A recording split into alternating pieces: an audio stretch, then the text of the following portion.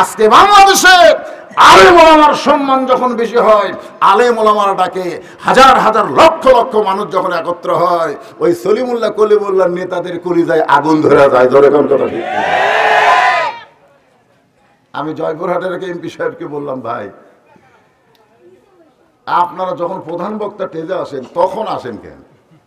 আগে তো অনেক সময় থাকে, তখন আসেন না। প্রধান বক্তা ওয়াজের মোশান নিয়ে ওয়াজ করবে, কিন্তু 1 ঘন্টা ধরে সময় নষ্ট করেন, কারণ কি? বলে হুজুর, জনগণ তো আমাকে ভোট দেয়নি।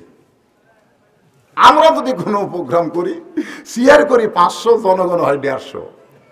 মাটির বসানা চেয়ার, তারপরে বিরিয়ানির প্যাকেট থাকে, তাও লোক হয় না। কিন্তু আপনারা আসলে এই যে হাজার হাজার লোক হয়, এই লোভে আমরা এসে কিছুক্ষণ বক্তব্য দিই, কিন্তু দিতে দিতে ভিতরে একটা হিংসা ঢুকে যায়। যায় কি যায় না? ধরে কোন আবু জেহেল বলতেছে, কিছুদিন হলে লক্ষ্য করি জনগণ তোমার বাড়ির দিকে যায় আর আমার বাড়ির দিকে থুতু দেয়। তখন থেকে একটা ইস্যু খুঁজতেছিলাম যে আমার এলাকা থেকে তোমাকে কেমনে তাড়ানো যায়, তোমার কেমনে জিএমবি জঙ্গি বলে, পাগল বলে আমার এলাকা থেকে তোমাকে খেতানো যায়।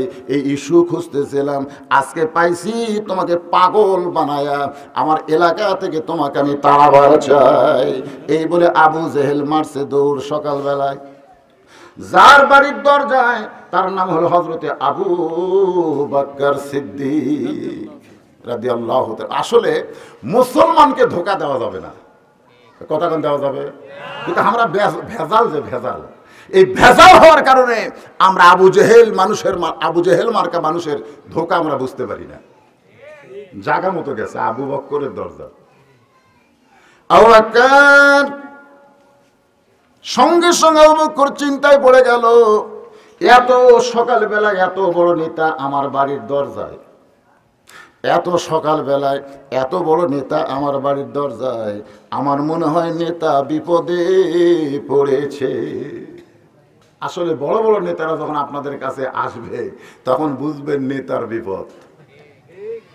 এমপি ইলেকশনে দাঁড়াইছে, একটা ফকির রাস্তা দিয়ে আসতেছে, বলতেছে গাড়ি থামা। তো ড্রাইভার বলতেছে কেন? বলে থামা। তো গাড়ি থামাইছে, এমপি গাড়ি থেকে নেমে ফকিরকে সালাম দেয়, আসসালামু আলাইকুম চাচা। ফকির খেলি চারিদিকে তাকায়, চারিদিকে তাকায়। এমপি বলে কোন দিক তাকান? বলে এখানে তো মানুষ নাই বাবা, তুমি কাক সালাম দিলে? আমি ফকির ভিক্ষা করে খাই, আমার সালাম দেওয়ার কারণ কি জানতে চাই। নেতা বলতেছে আমি ভোটার ডালাছি চাচা, ভোটার ডালাছি। তারা বুঝতেছেন না বিপদ কখন?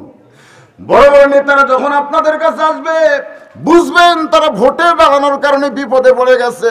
আবু বকর মনে মনে চিন্তা করে, এই সকাল বেলায় এত বড় নেতা আমার বাড়ির দরজায় কেন? দরজা খুলে দিয়ে বলে চাচা খবর কি? বলে তুমি জানো তোমার নবী পাগল হয়েছে। যেই মাত্র বলেছে তোমার নবী পাগল হয়েছে, সঙ্গে সঙ্গে হযরত আবু বকর এভাবে শাহাদত আঙ্গুলি তুলে বলতেছেন, আবু জেহেল যেই কথা একবার বলেছো এই কথা আর তুমি দ্বিতীয়বার বলতে পারবে না। আবু জেহেল 3 ধাপ পিছনে গেছে। আপনারা বলেন তো হকের পাওয়ার আছে না নাই? আছে না নাই? কিন্তু আমরা বলতে পারি না। দেখেন, যেই বলছে একবার বলেছো দ্বিতীয়বার বলো না, আবু জেহেল 3 ধাপ পিছনে গেছে। বাড়িওয়ালা যদি ন্যাংরা হয়, ন্যাংরা বোঝেন না? আর চোর যদি আমার মতন জুয়ান তাগড়াও হয়, চোর এসে কেবল দরজা হাত দিছে, দরজা খুলে চুরি করবে, ন্যাংরা বলতে কে রে? যেই বলছে কে রে, চোর মারছে তো। আপনার বলেন তো ন্যাংরা উঠতে পারবে?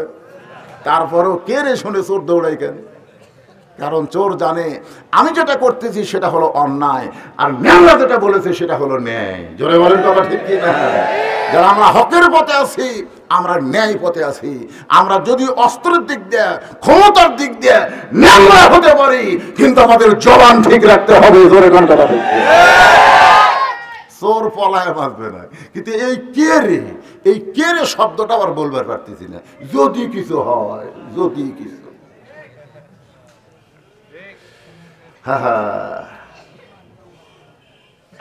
এখন এমন একটা অবস্থা হয়ে গেছে যে না ওয়াদেরটা তো তুমি আমার ওয়াদের জীবনে খাইনি। আমি সেই দিন চা খাবো, আমার সামনে বসা শ্রোতারা যেদিন 1 কাপ করে পাবে, আমি কালো মানুষ, বদলুশীদের কোনো দাম নাই। আমার ওয়াজে আপনারা আসেন বলি আমার দাওয়াত দেয়। জোরে কোন কথা ঠিক কিনা?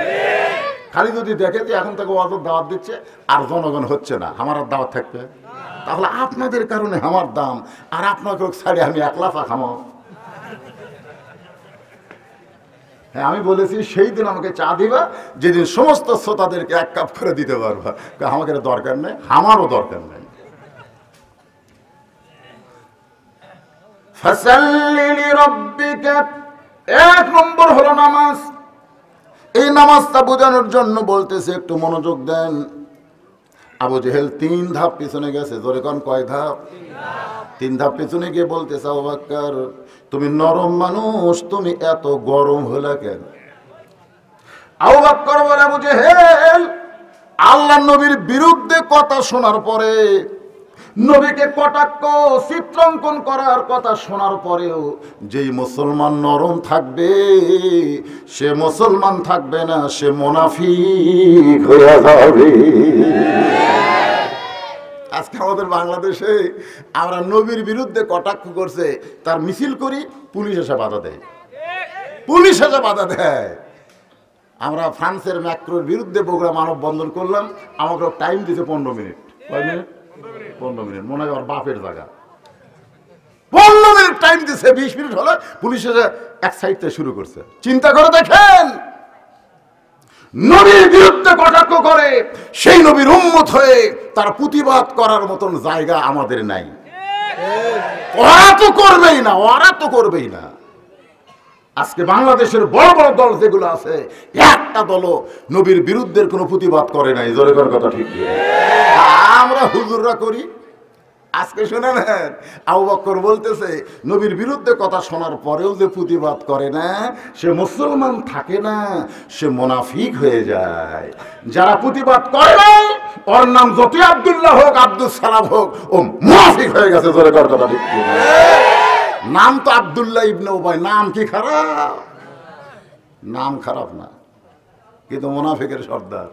আজকে আমাদের বাংলাদেশে একটা পরীক্ষা হলো, পরীক্ষায় গত যে পরীক্ষা গেল, নবীর বিরুদ্ধে তারা প্রতিবাদ করলো না, নবীর বিরুদ্ধে কটাক্ষ করার পরেও যারা রাস্তায় নামলো না, পরীক্ষায় তারা ফেল করেছে। আর যারা নেমে প্রতিবাদ করেছে, আমার বিশ্বাস কোনো আমল যদি জীবনে কবুল না হয়, এই আমলের কারণে নবীর সুপারিশ তার জন্য ওয়াজিব হয়ে যাবে। খালি আশেকে রাসূল নাম দিছে, দেওয়ালে দেওয়ালে লিখে থছে আশেকে রাসূল। বসে এইভাবে, পেটটা এইভাবে পেট গেছে। এটা মরদ মানুষের পেট কেড়ে মনে হয় পেটের মধ্যে কিছু ঢুকেছে, এরকম আশেকে রাসূল নাই? এরকম আছে না নাই? আপনারা বলেন তো, তাদের কোনো প্রতিবাদ আছে? 12ই রবিউল আউয়াল নিয়ে বাংলাদেশের মুসলমানের কাছে পানি ঘোলা করে, ঈদে মিলাদুন নবী চিৎকার করে করে বলে ঈদে মিলাদুন নবী 12ই রবিউল আউয়াল তারিখে নবী জন্ম নিয়েছে। এই বাচ্চারা দেখাতো, রবিউল মাস আউয়াল মাসের 12 তারিখে নবী জন্ম নিয়েছে, একটা প্রমাণ দিতে পারবে না। নবী রবি আউয়াল মাসে জন্ম নিয়েছে, কিন্তু কয় তারিখে এই ব্যাপারে কোনো ইতিহাস নাই। কেন নাই? কারণ নবী যে এত বড় নবী হবে তখন তারা কেউ জানতো না। আর যখন নবী জন্ম নিয়েছে, জন্মের আগেই তার বাপ হারাছে। জোরে কোন কথা ঠিক কি? সবাই জানে পেটত থাকতে যে বাবক খাসে, আগে থেকে একটা সাধারণ আইডিয়া নিয়ে আছে। তাই কয় তারিখে জন্ম নিয়েছে এই ব্যাপারে সহি কোনো রেওয়ায়েত নাই। কেউ বলেছে 9 তারিখ, কেউ বলছে 6 তারিখ, কেউ বলছে 11 তারিখ, কেউ বলছে 12 তারিখ হতে পারে। কিন্তু 12 তারিখের যে নবী বিদায় নিছে এই ব্যাপারে কোনো সন্দেহ নাই। তাহলে নবী বিদায় নেওয়ার দিন ঈদ হয়? এই নবী বিদায় নেওয়ার দিন কি ঈদ হয় না দুঃখ হয়? যারা ঈদে মিলাদুন নবী উদযাপন করে বুঝতে পারবেন এরা আশিকে রাসূল না, এদের তলে তলে আশিকে শয়তান। জোরে বলেন কথা ঠিক কি না? আল্লাহর বান্দারা একটু মনোযোগ দিয়ে শুনবেন। আবু জেহেল সুম করে বলতেছে, আমার সকাল বেলায় মাটি কার কাছে খবর দিলাম, কাম হলো না। আজকে সকলের কাছে সব খবর দিয়ে কোনো কাম, এ কথা কন না কেন? আমাকে বলতেছে যে হুজুর মামুনুল হক জনায়েত বাবুনগরী ফয়জুল করিমের কিছু একটা হবে, কিছু একটা হবে হুজুর, তার নামে কেস হচ্ছে। আমি কইলাম ওদের কিছু একটা হবে, তোর কি হবে? তোর কি হবে? সারাদিন মিছিল করছে ফাঁসি চাই ফাঁসি চাই, মিছিল করে বড় সাইকেল নিয়ে, ওটা নরসিংদী, আমি ওয়াজ করছি ওই জায়গায়, 4 মাথা। সারাদিন মিছিল করতে ফাঁসি চাই ফাঁসি চাই, এখন বাড়ির দিকে যাচ্ছে মোটর সাইকেল নিয়ে। ওরা যাচ্ছে উত্তর দিক থেকে, দক্ষিণ দিক থেকে হানিফাও অমান আমিনাল মুশরিকিন। হানিফাও মানে হানিফ নামে একটা গাড়ি আসতেছে, ওরা মিছিল করতে ফাঁসি চাই ফাঁসি চাই, কিন্তু হানিফা আসা দুটাই মরিছে রে, দুটাই মরিছে। জনগণ একই কথা বলতেছে, ফাঁসির মিছিল করবে না, সে মরে গেল রে। আজকে তোমরা মনে করতেছো কিছু একটা হবে, কিছুই হবে না। আল্লাহ যাদের থাকে তাদের বিজয় হবে, কথা ঠিক, কিছুই হবে না। আল্লাহর বান্দারা একটু মনোযোগ দিয়ে শুনবেন। আবু জাহেল বলতেছে আমার সকালটাই মাটি হয়ে গেল, কিন্তু আবু বকর এই খবর শোনার পরে এক দৌড়ে নবীর কাছে গেল, গিয়ে দেখে নবী আমার কাবার সঙ্গে হেলান দিয়া ছোট বাচ্চার মতন কাঁদতেছে। আবু বকর রাদিয়াল্লাহু তার রুমাল দিয়ে নবীর চোখের পানি মুছে দিয়ে কপালে একটা চুমু খাই। নবী গো, এই বছর হলো আপনার কষ্টের বছর, সেই বছরে এত সুন্দর খবর, জোরে কোন সুবহানাল্লাহ। যেই বছরে নবী মেরাজ করেছে সেই বছরটা হলো নবীর জীবনের সবচাইতে কষ্টের বছর।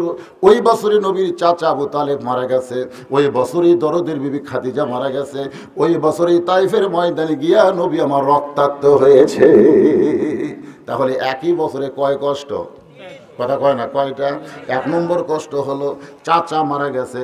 আপনারা হয়তো বলবেন হুজুর চাচা মরলে ভাইস্তার কি, চাচা বললে ভাস্তার কি, কিন্তু নবীর চাচা আবু তালেব যেমন তেমন চাচা ছিল না। শিশুকালে মইরা গেছে মা, গর্ভে থাকতে মরছে পিতা, চোখে দেখলেন না। কে করিবে লালন পালন, কে দিবে সান্ত্বনা, এই দুনিয়ার বড় এতিম নবী ছিলেন একজনা। আল্লাহ কোরআনে বলেছেন আলাম ইয়াজিদিকা ইয়াতীমান ফা। চাচা মরে যাওয়ার কয়েকদিন পরে যিনি মারা গেলেন তার নাম কি? এ বাবা নে,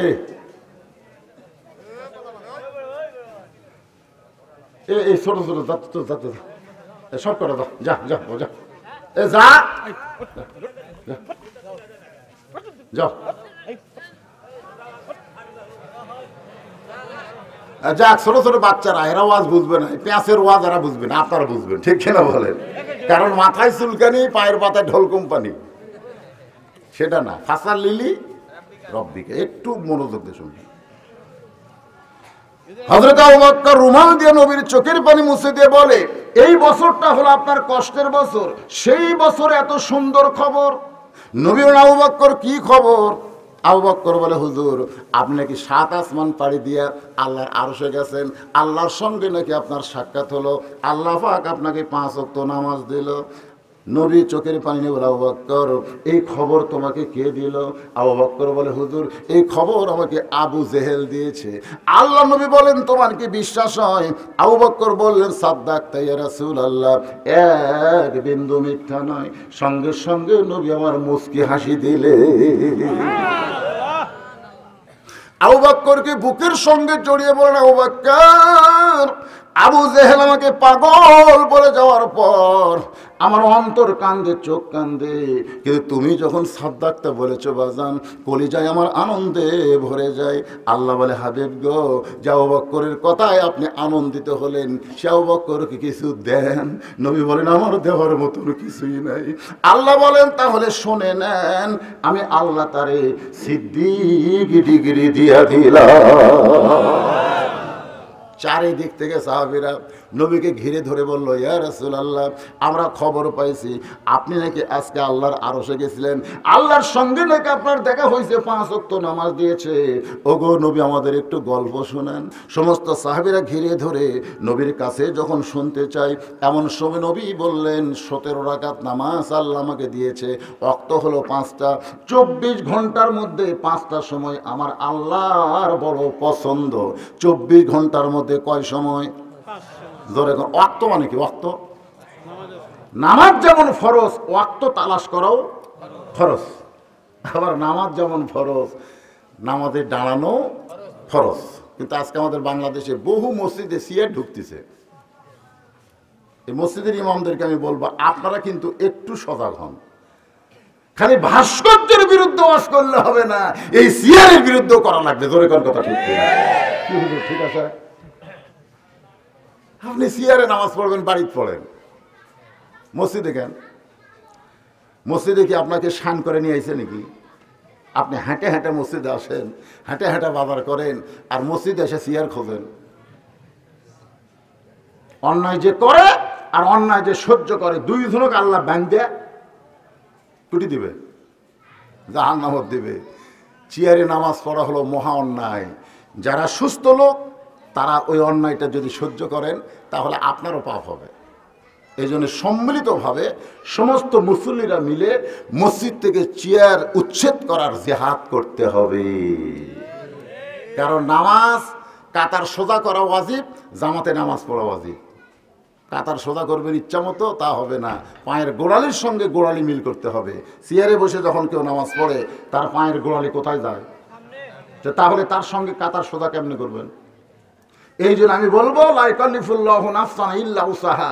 আল্লাহ কোরআনে বলেছেন তোমার কষ্ট হবে এমন কিছু আমি আল্লাহ তোমাকে চাপাই দেই নাই। তুমি যৌবন বয়সে যদি 5 ওয়াক্ত নামাজ জামাতে আদায় করতে পারো, বুড়া বয়সে যখন তোমার সিয়ার লাগবে তখন আর তোমাকে মসজিদে আসা লাগবে না, তুমি বাড়িতে নামাজ পড়ো। যৌবনের সওয়াবের কারণে পেনশন হিসাবে আল্লাহ তোমাকে অতিরিক্ত সওয়াব দিয়ে দিবে। আল্লাহর বান্দারা একটু মনোযোগ দিয়ে শুনবেন। ফাসাল্লি লিরাব্বিকা, আমি নামাজ সম্পর্কে আপনাদের বলতেছি। নবী বললেন 5 ওয়াক্ত নামাজ 17 রাকাত। জোরে বলেন কয় রাকাত? 24 ঘন্টার মধ্যে 5টা সময় অত্যন্ত দামি। একটা হলো সূর্য উদয়ের আগে 2 রাকাত নামাজ পড়া লাগবে, তার নাম হলো ফজরের ফরজ। কয় রাকাত? আবার সূর্য যখন পশ্চিম থেকে হেরে যাবে তখন 4 রাকাত নামাজ পড়া লাগবে। এই 4 রাকাত ফরজ নামাজ হলো জোহরের নামাজ। আবার সূর্যের পাওয়ার যখন কমে যাবে এমন সময় 4 রাকাত নামাজ পড়তে হবে। সেই 4 রাকাত ফরজ হলো আসরের নামাজ। সূর্য এইমাত্র অস্ত গেছে, অল্প সময়ের মধ্যে যেই নামাজটা পড়তে হবে 3 রাকাত, তার নাম হলো মাগরিবের নামাজ। রাতটা যখন একটু গাঢ় হয়ে গেল এমন সময় 4 রাকাত নামাজ পড়বে। সেই 4 রাকাত নামাজ হলো এশার নামাজ। তাহলে সর্বসাকুল্যে কয় ওয়াক্ত? জোরে বলেন। ফজরের 2 রাকাত, যোহরের 4 রাকাত, আসরের 4 রাকাত, মাগরিবের 3 রাকাত আর এশার 4 রাকাত। এই সর্বসাকুল্যে 17 রাকাত। উমর ফারুক দাঁড়িয়ে বললেন, ইয়া রাসূলুল্লাহ, যদি কোনো বেয়াদবি না নেন তাহলে আমি আপনাকে একটা প্রশ্ন করতে চাই। যখন সাহাবীরা নবীকে প্রশ্ন করেছে অনুমতি নিয়ে প্রশ্ন করছে। কি নিয়ে? অনুমতি নিয়ে। হুজুর যদি বেয়াদবি না করে মনে না করেন একটা প্রশ্ন। রাসূল বলে, কি প্রশ্ন? বলে, প্রশ্ন হলো আল্লাহ ইচ্ছা করলে 5 ওয়াক্ত নামাজ 3 রাকাত করে 15 রাকাত দিবার পারতেন। আল্লাহ ইচ্ছা করলে 5 ওয়াক্ত নামাজ 2 রাকাত করে দিয়ে 10 রাকাত দিবার পারতেন। আল্লাহ ইচ্ছা করলে 5 ওয়াক্ত নামাজ 4 রাকাত করে 20 রাকাত দিবার পারতেন। কিন্তু আল্লাহ 10ও দিল না, 15ও দিল না, 20ও দিল না। আল্লাহ এই বেসাইজা 17 রাকাত নামাজ কেন দিল? যেরকম কি নামাজ বেসাইজা বোঝেন না? 5 দিয়ে ভাগ করলে 17 মিলাতে পারবেন, কিন্তু 10ও মিলবে না। 5 দোকানও মিলবে না। 15 রাকাত মিলবে কি মিলবে না? 3 পাঁচা 4 রাকাত করে 4 পাঁচা 20 মিলবে কি মিলবে না? কিন্তু 17কে আপনি ভাগ দেন তো। হুজুর এই 5 ওয়াক্ত নামাজ এইরকম বেসাইজা 17 রাকাত নামাজ দেওয়ার কারণ কি? আল্লাহ বলেন, ওমর তুমি যদি শুনতে চাও। ওমর ফারুক বললেন, শুধু আমি না, সমস্ত সাহাবীরা শুনতে চায়। আচ্ছা, সমস্ত সাহাবীরা যদি শুনবার চায়, আপনারা শুনবার চান না? দরকার শুনবার চান না? আরে জানেন না দেখেই তো নামাজের মধ্যে মজা পাচ্ছেন না। 11 বছর হলে নামাজ পড়ে। এই হিন্দু একটা মসজিদে ধার দিয়ে যাওয়া আসা করে 11 বছর। একদিন বলতেছে, ভাই তুমি কত বছর হলে নামাজ ধরছো? হিন্দু বলতেছে, মুসলমানকে 11 বছর। আচ্ছা, একটা জিনিস আমি বুঝি না, তোমাদের ইমাম যে আমি যখন মসজিদে ধার দিয়ে যাই তখন বলে সামি আল্লাহু লিমান হামিদা। এই হামিদা কার বউ, কার মাও তুমি কি জানো? তুমি যে একদিন হলে নামাজ পড়তেছে এই হামিদা হামিদা সুরে, এটা ইমামের মাও না বউ তুমি কি জানো? তো বলতেছে, ভাই রে হামও তো হামিদা শুনি রে, হামিদা যে কার মাও তা তো জানি না। এরকম নামাজে আছে না নাই? 11 বছর নামাজ পড়ে হামিদা মানে জানে না। আমি এক মুসল্লিকে বলছিলাম, ভাই ডান পা দিয়ে মসজিদে উঠতেছেন কারণ কি? সবাই ওঠে, আমি উঠি। কিন্তু কি জন্য ওঠে আজ পর্যন্ত জানে না। এরকম আঙ্গুল মারতেছে, আপনি এত বড় আঙ্গুল মারেন এরকম। তাই বললাম ভাই কেন মারলে? আপনি তো মারলেন। কেন মারলাম? সবাই মারে, আমিও মারি, কিন্তু জানে না। যতদিন পর্যন্ত জানবেন না ততদিন পর্যন্ত আপনার নামাজ ফাওয়াইলুল লিল মুসাল্লিন। নামাজ পড়বেন ঠিকই, কিন্তু এই নামাজ পড়ার কারণে জাহান্নামে যাওয়া লাগবে। আমরা কি নামাজ পড়ে জাহান্নামে যাব, না নামাজ আদায় করে হাউজে কাউসারের পানি নিব? কথা কয় না। আমরা কি নামাজ পড়ে জাহান্নামে যাব, না হাউজে কাউসারের পানি নিব? কারা কারা নেবেন আল্লাহকে একটু হাত দেখান। লিল্লাহি তাহলে একটু মনোযোগ দিয়ে শোনেন। আল্লাহ রাসূল বললেন, সাহাবীরা ফজর কেন 2 রাকাত, যোহর কেন 4 রাকাত, আসর কেন 4 রাকাত, মাগরিব কেন 3 রাকাত, এশা কেন 4 রাকাত, এই 17 রাকাত নামাজ আল্লাহ কেন দিল? তোমরা যদি শুনতে চাও তাহলে আমি তোমাদেরকে শুনাইতেছি। সমস্ত সাহাবীরা নামাজ সম্পর্কে যখন ওয়াজ শুনবে, ঠিক ওই সময় আবু জেহেল গ্রুপ নিয়ে হাজির। যখন সাহাবীরা নবীর নামাজের ওয়াজ শুনবে, ওই সময় আবু জেহেল কি নিয়ে হাজির? গ্রুপ। আবু জেহেল গ্রুপ নাই? এখানেও কিন্তু আবু জেহেলের দোসর আছে, ওদেরও গ্রুপ আছে। যেরকম আছে না? নাই। ওয়াজ শোনার পরে আপনারা অনেকেই বাড়ি চলে যান, কিন্তু আমাদের অনেক বক্তাকে ওয়াজের শেষে ওই গ্রুপের আটকে দেয়। জানেন আপনারা? আপনারা তো জানেন না, হুজুর তো আজকে, কিন্তু এরপরে কি হচ্ছে? গ্রুপ হাজির, গ্রুপ নিয়ে হাজির। আবু জেহেলের গ্রুপের মধ্যে একটা তেল তেলা নেতা ছিল। জোরে কোন কি তেলা? তেল তেলা, তার নাম হলো আবু সুফিয়ান। আবু সুফিয়ান বলতেছে, ও মুসলমানের নবী, তুমি যা বলো তোমার সাহাবীরা তাই শোনে, কিন্তু আমরা শুনবো না। নবী যখন নামাজ নিয়ে আলোচনা শুরু করবে, এমন সময় বাধা দিয়ে আবু সুফিয়ান বলতেছে, ও মুসলমানের নবী, তুমি যা বলো তোমার সাহাবীরা তাই শোনে, কিন্তু আমরা শুনবো না। এমন সময় হযরত ওমর ফারুক দাঁড়িয়ে বললেন, রে কাফেরের বাচ্চারা, তোরা শুনবি না, তাহলে তোমাদের ডাকলো কে? এমন সময় কে দাঁড়াইছে? কথা কয় না, কে দাঁড়াইছে? হযরত ওমর। আবু জেহেলের ভাগ্য ভালো, সকালবেলা যদি আবু বকরের দরজাত না যায়, ওই যাওয়াটা যদি উমর ফারুকের দরজাত যেত, তাহলে কি হতো চিন্তা করে থাকেন। ওমর ফারুক দাঁড়িয়ে বলতেছে, এই কাফেরের বাচ্চারা, নবী আমাদেরকে নামাজের ওয়াজ শোনাবে, তোদেরকে ডাকলো কে? তোদেরকে ডাকলো কে? আল্লাহ রাসূল যদি বলতো, ওমর, আবু জেহেল সকাল আমাকে পাগল বলছে, এখন গ্রুপ নিয়ে আইছে, যাও যাও, এই কথা যদি নবী বলতো, একটা কাফেরের ধরে মাথা থাকতো না। ধরে কোন কথা ঠিক? দেখছেন ইসলামী আদর্শের নেতা, লাকাদ কানা লাকুম ফি রাসূলিল্লাহি উসওয়াতুন হাসানাহ। যদি তোমরা সফলতা অর্জন করতে চাও, তাহলে পাঁচশা নেতার পিছনে না ঘুরে মুহাম্মদ রাসূলকে তোমাদের আদর্শ বানায়া নাও। আজকে তো অনেক নেতা আছে, যার যা আছে তাই লিয়ে আসো, তাই কয় না? কত রকম কয় কি কয় না? নেতাদের হুমকির কারণে আজকে ক্যাডারেরা উস্কে যায়। আল্লাহ রাসূল কেমন নেতা? ওমর ফারুকের দিকে তাকায় বললেন, এজলেস, ইয়া ওমর, বসো। ওমর তুমি বসো। নবী কেমন নেতা ছিলেন, ক্যাডারকে বসায় দিলেন। চোখের পানি নিয়ে বলতেছেন, ও সম্ভ্রান্ত ব্যক্তিরা, আমার সাহাবীরা, লাইলাতুল মিরাজের 5 ওয়াক্ত নামাজের নিয়ম কানুন সম্পর্কে একটু শুনতে চাই। যদি আপনারা শোনেন তাহলে আপনারাও বসেন। যারা নামাজ পড়ে না তাদেরকে নামাজের ওয়াজ ভালো লাগে। এখানে কারা কারা নামাজ পড়ে না বোঝা যাবে, বোঝা যাবে, কারণ ওদের অন্য আর ভালো লাগে।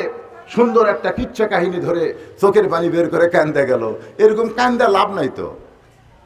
কারণ আমি নিজে দেখেছি এক লোক কাঁদতেছে। ইব্রাহিম কান্দে অগনি কুণ্ডে, ইসমাইল কান্দে সুরির তলে, হে বনবাসে পৈরারে কান্দে বিবি হাসে রারে, আল্লাহ কান্দে জানি না। 2 চোখের পানিতে গাল ভিজা দিচ্ছে। ফেরেশতা বলে, আল্লাহ তোমার বান্দা যে হারে কাঁদতেছে, এই কান্দার রেজাল্ট কি? আল্লাহ বলতেছে জাহান্নামী। আল্লাহ বলতেছে জাহান্নামী। কারণ ইব্রাহিম নবী অগ্নিকুণ্ডে কান্দে নাই, অগ্নিকুণ্ডে পড়ার আগে আমি শান্তির বাগান বানায় দিয়েছি, তাহলে কান্দার কি দরকার? ইসমাইল ছুরির তলে যায় নাই, ছুরির তলে আমি দুম্বা পাঠাই দিছি। তার নবীর সামনে মিথ্যা কথা বলে তারা কান্দে, ওই কান্দা কান্দা না, ওই কান্দা জাহান্নামের আগুনে যাওয়া। জোরে বলেন কথা ঠিক কি না?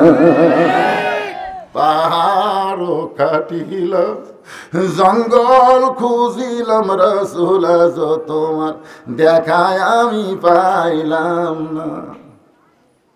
নবীর আশেকে কাঁদতেছে, পাহাড়ও কাটিলাম, জঙ্গলও খুঁজিলাম। পাহাড় কাটা জঙ্গল খুঁজে তুমি নবী পাওয়া? এই কান্দা মানে ভুয়া কান্দা। কান্দে কোরআনও মানিলাম, হাদিস মানিলাম, নবীর সুন্নত মতো জীবন গড়াইলাম, আজও কেন নবীর দেখা পাইলাম না? আমি দাড়ি রাখিলাম, টুপি পরিলাম, আজও কেন নবীর দেখা পাইলাম না? আল্লাহ ডাক দেয় বলে, ফেরেশতারে যে আমার নবীর সুন্নত আমল করে নবীরে দেখতে চাই, আমি আল্লাহ স্বপ্নে একদিন নবীর সোনা মুখ তারে দেখায়া দেব। বেয়াসাইদা আছে না নাই? ধরে কোন আছে না? আজ একটু নামাজের শোনেন, একদিন যারা পড়েন নাই আজকে ওয়াজ শোনার পরে আমার বিশ্বাস তারা নামাজ ধরবে, নামাজ ধরবে।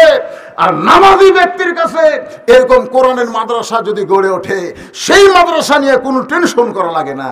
যে এলাকায় যত নামাজি বেশি, সে এলাকায় তত মাদ্রাসার দাম বেশি। ধরে কোন কথা ঠিক? আসেন একটু মনোযোগ দিয়ে কথাগুলো শুনতে হবে। আবু সুফিয়ান বলতেছে, আমি তোমার নামাজের ওয়াজ শুনতে আসি নাই, আমরা তোমার নামাজের ওয়াজ শুনতে আসি নাই। আল্লাহ রাসূল বললেন, তাহলে কি শুনবেন? ওয়াজ শুনবেন না নামাজের? তাহলে কি শুনবেন? হোবার মায়ের কিচ্ছা শুনবেন? মনে করেন রাসূল তো নরম মানুষ, তা বলতে পারে নাই। বললেন তাহলে কি শুনবেন? আবু সুফিয়ান বলতেছে, আমার নেতা। আবু সুফিয়ানের নেতার নাম কি? ধরে কেন আবু সুফিয়ানের নেতার নাম কি? আপনাদের নেতার নাম কি? সবাই পারতেছে না তো? একদম শোনেন, প্রত্যেকটা দলের একটা জার্সি আছে না নাই? ধরে কেন আছে না? জার্সি বোঝেন আপনি? জার্সি বোঝে। আপনি যদি আর্জেন্টিনার জার্সি পরে আপনি বলতেছেন আমি ব্রাজিলের, জনগণ জার্সি দেখেই কবি তুই ব্রাজিলের না, তুই মুনাফিক। তোর গায়ে আর্জেন্টিনার জার্সি আর তুই কইস ব্রাজিলের। আজকে নবীর দল যারা করে তাদের শরীরের পোশাক নবীর সুন্নত অনুযায়ী হওয়া লাগবে। দরকার কথা ঠিক। তো চেহারা তো কি কয় একটা। যাই হোক, আজকের পর থেকে আমরা তওবা করে ভালো হবে, অসুবিধা আছে?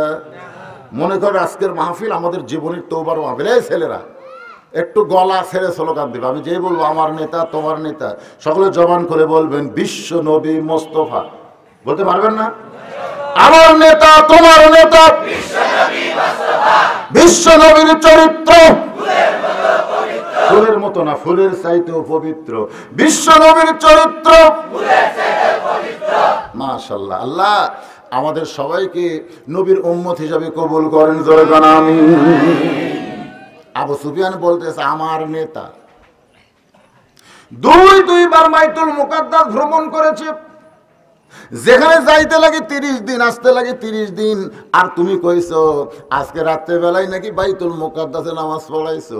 তোমার কথা যদি সত্য হয় তাহলে আমাদের প্রশ্ন হলো, বাইতুল মুকাদ্দাসের দরজা জানলা কয়টা? বলে দিলি আমরা চলে যাব। তোমার কথা যদি সত্য হয়, বাইতুল মুকাদ্দাসের দরজা জানলা কয়টা, এটা বলে দিলি আমরা চলে যাব। নবীর চোখ দিয়ে দর দর করে পানি পড়তেছে। আবু বকর নবীর কাছে গিয়ে বলে, ইয়া রাসূলুল্লাহ, ওরা দরজা জানলার খবর শুনতে চায়, আপনি কি দরজা জানলার খবর বলতে পারেন? রাসূল বলে, আবু বকর, আমি শুধু বাইতুল মুকাদ্দাসের ভিতরে ঢুকে 2 রাকাত নামাজ পড়াইছি, দরজা জানলা তো আমি গুনতে যাই নাই। আজকে মসজিদের মধ্যে যারা নামাজ পড়ে তাকে যদি আপনি প্রশ্ন করেন মসজিদের ফ্যান কয়টা, সে কি বলতে পারবে? কারণ ফ্যান গোনার জন্য কোনো মুসল্লি মসজিদে যায় না, মসজিদে মুসল্লি যায় নামাজ আদায় করার জন্য। ধরে গণ ঠিক কিনা? হাদিসে আছে বিস্তারিত, হুজুরি কলব ব্যতীত করছেন কালো নামাজ তোর হবে না। তবে কেন গাও জোয়ারি, মানুষকে দেখাও নামাজ পড়ি, ও তোমার সিদ্ধ বীজে সুফসল ফলে না। আজও কেন আল্লাহর নামাজ ধরতে পারলা না? আল্লাহ কয় নামাজের জোরে ফায়েসাকাত যাবে দূরে, পাক কোরআনে রয়ে আছে ঘোষণা। এখন আকাম কুকাম নামাজ রোজা একসাথে বান্ধিয়া বোঝা, জাহান্নামে দিয়াছ রওয়ানা। সুদও খায় ঘুষও খায়, আবার কপালেও নামাজের কহরা দেখা। যার খেয়ে যায় না, আল ঠেলে আল ঠেলে রে। অনেক নামাজে আছে জমির আল ঠেলে, অনেক নামাজে আছে সীমানা ঠেলে, যেরকম আছে না নাই? এই জন্য আল্লাহ বলতেছেন, আল্লাহ কয় নামাজের জোরে ফায়েসাকাত যাবে দূরে, পাক কোরআনে রয়ে আছে ঘোষণা। এখন আকাম কুকাম নামাজ রোজা একসাথে বান্ধিয়া বোঝা, জাহান্নামে দিয়াছ রওয়ানা। আজও কেন আল্লাহর নামাজ ধরতে পারলা না? আল্লাহ নবী বলতেছেন, আবু বকর বাইতুল মুকাদ্দাসের দরজা জানলা তো আমি দেখি নাই, আমি বাইতুল মুকাদ্দাসের ভিতরে 2 রাকাত নামাজ পড়াইছি। আবু বকর বলে, ইয়া রাসূলুল্লাহ, আবু জেহেল সকালবেলা আপনাকে একলা পাগল বলে গেছে, এখন গ্রুপ নিয়ে আইছে, মানে চূড়ান্ত অপমান করবে। হুজুর এই অপমান আপনি কেমনে সহ্য করবেন? নবী যখন কান্দে, এমন সময় আল্লাহ তাআলা ফেরেশতা জিবরাইলকে পাঠায়া নবীকে সুসংবাদ দেয়, তুইজ্জু মান তাশা ওয়া তুযিল্লু মান তাশা বিয়াদিকাল খায়র ইন্নাকা আলা কুল্লি শাইইন কাদির। আপনার বলেন তো, সম্মান দেওয়ার মালিককে, অপমান করার মালিককে, ভালো মন্দর মালিককে, সমস্ত ক্ষমতার মালিককে? এটা বিশ্বাস করেন? সব ক্ষমতা কার? যারা বলতেছেন না, সন্দেহ আছে নাকি? অহু আলা কুল্লি শাইইন, অহু আলা মানে আলা মানে উপরে, কুল্লি মানে প্রত্যেক বিষয়ের উপরে আল্লাহ হচ্ছে ক্ষমতাবান। ফেরেশতা জিবরাইল এসে বলে, হুজুর আপনি টেনশন করবেন না, আপনাকে আল্লাহ সম্মান দিয়ে ওরা ফানা লাকা যিকরাক 7 আসমানের উপরে আরশ নিয়ে গেছে, অপমান করার জন্য নয়। নবী বলতেছেন, জিবরাইল ওরা দরজা জানলার খবর জানবার চাইছে, কিন্তু আমি তো জানাবার পারতেছি না। জিবরাইল বলে, ইয়া রাসূলুল্লাহ আপনার সঙ্গে কি আছে? আরো ধরে কন্যা গান কি আছে? সে আল্লাহ তাআলা আমাকে এমন পাওয়ার দিয়েছে, গোটা বাইতুল মুকাদ্দাস আপনার সামনে হাজির করব। আমি জিবরাইল হাতের উপরে বাইতুল মুকাদ্দাস ঘোরাতে থাকব, আপনি দরজা জানলা গুনে গুনে ওদের উত্তর দিয়া দিবে। গোটা বাইতুল মুকাদ্দাস ফেরেশতা জিবরাইল নবীর সামনে হাজির করেছে।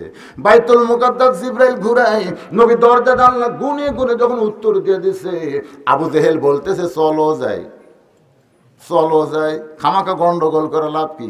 আবু সুফিয়ান বলে, নেতা চলো যাই তো কথা নাই, বরং চূড়ান্ত অপমান করার কথা আছে। আবু জেহেল বলতেছে চলো যাই। আবু সুফিয়ান চিন্তায় পড়ে গেল, এই চলো যাই জিকির করার কারণ কি? আবু জেহেল বলতেছে, আবু সুফিয়ান রে, আব্দুল্লাহ এটা যেইভাবে উত্তর দিয়েছে, ওই আল্লাহর শপথ করে বলতেছি, ও সাধারণ মানুষ না, ও হচ্ছে আল্লাহর নবী।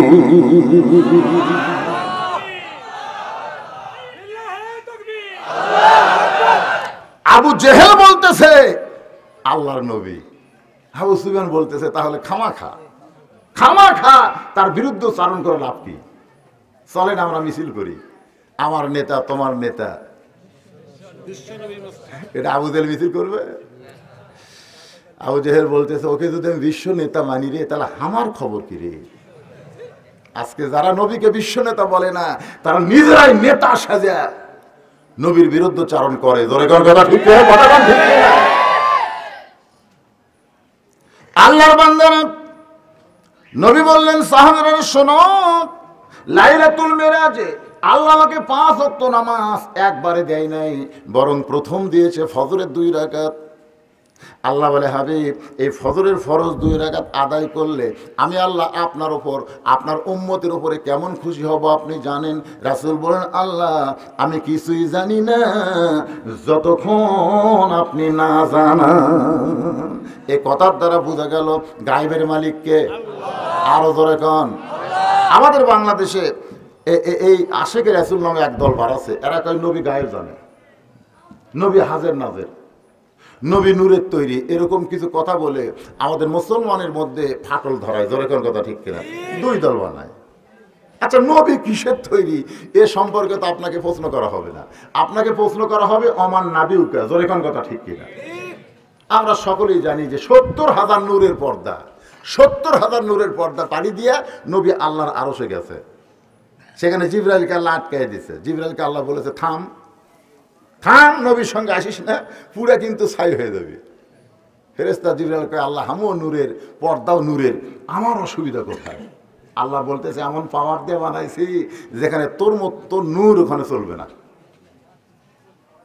ফেরেশতা জিবরাইল ডাকতে বলে নবী গো, এতদিন আমি জানতাম মানুষ মাটির তৈরি, ফেরেশতা নূরের তৈরি, জিন আগুনের তৈরি, 70,000 নূরের পর্দা পাড়ি দিয়া আপনি আল্লাহর আরশে যাচ্ছেন, আপনার কিছুই হবে না। আমার প্রশ্ন হলো আপনি নবী কিসের তৈরি?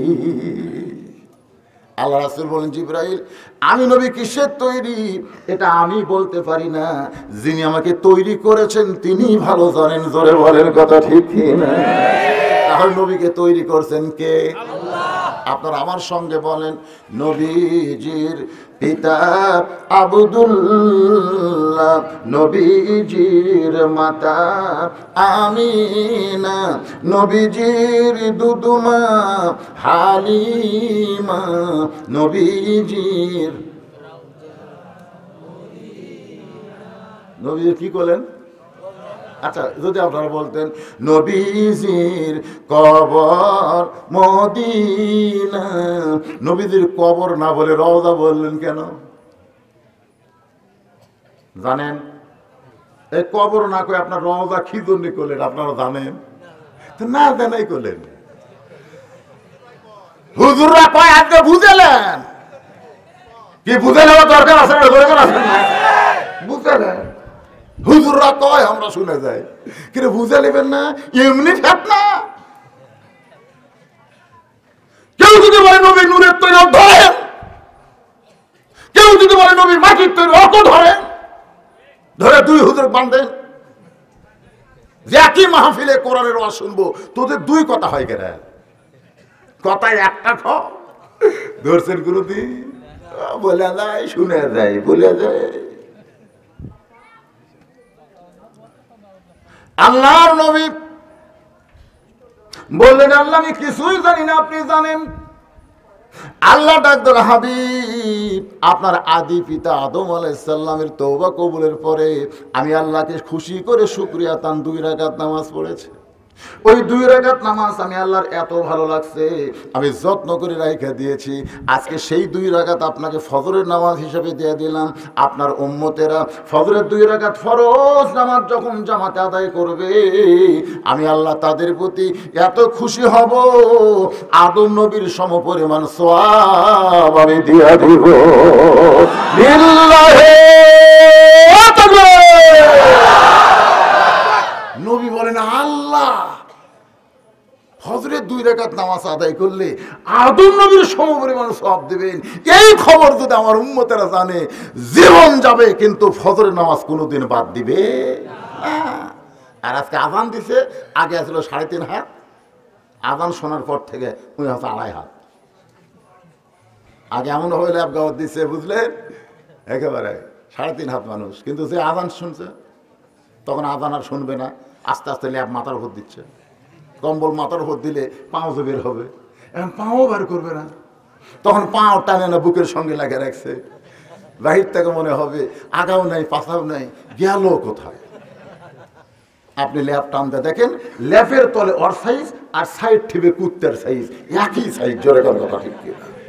আল্লাহ বলেছেন সুম্মা রাদাদনাহু আসফালা সাফিলিন, যারা ফজর আযান শোনার পরে নামাজ পড়তে ল্যাব গরম করে, এরা পশুর চাইতো জঘন্য। ধরে কোন কথা ঠিক কিনা? পশুর চাইতো জঘন্য। মুসলমান খালি মসজিদ সুন্দর করলে হবে না, আমাদের মুসল্লি সুন্দর হওয়া লাগবে। ফাসাল্লি লিরাব্বিকা, হাউজে কাউসারের পানি যদি পান করতে চাই। ধরে কোন কথা ঠিক কিনা?